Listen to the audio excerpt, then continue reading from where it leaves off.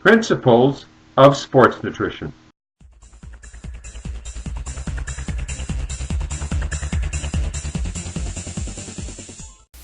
Genetic type relates to the science of ethnology, which relates to the study of people and their lineage.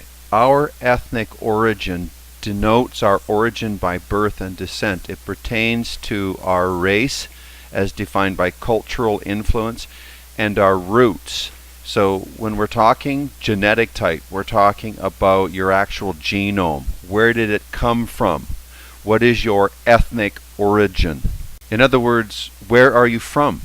Where were you born and where were your parents, their parents, and their parents' parents born? What are the roots of your existence? How did your ancestors live? What did they eat? Were they hunters, nomads, fishermen, or farmers? What were some of their staple foods, and what specific micronutrients did these foods contain? What was the environment like where they lived? To what degree were they physically active? Darwin believed that two factors above all influenced the process of evolution: natural selection and conditions of existence, otherwise known as environment.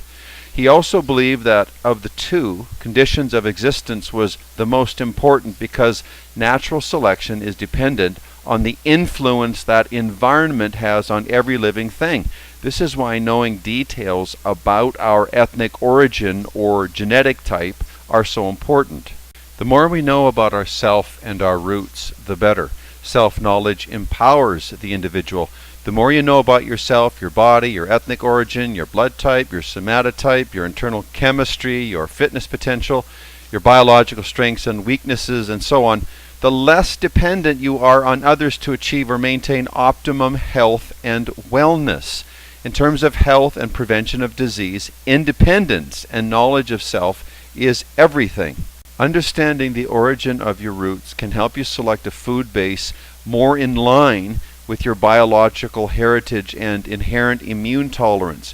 We know that to some degree, environment influences the health, survival, and adaptive patterns of all living things.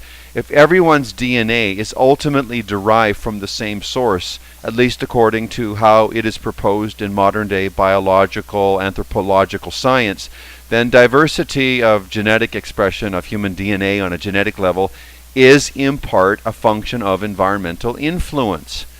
Changes in our geographical setting, and thus our physical environment, for example, invariably lead to changes in diet and lifestyle. These changes then create the adaptation in the genome that are needed for it to survive. To quote from Richard Dawkins, we are survival machines. We are designed to survive, and in order to survive, we have to adapt, and the environment causes adaptation, and environment includes the foods we eat. So what are you eating right now, and is the food that you eat compatible with the genome that took millions of years to get to the point where it is right now inside of you? That's the thing that's expressing you, and the reason that you're not well, or maybe your energy is flat, or you're feeling like you're prone to infection and disease and all sorts of disease pathologies, maybe it's because you are not living in accordance with the facts and figures that have been set in motion long before you were born.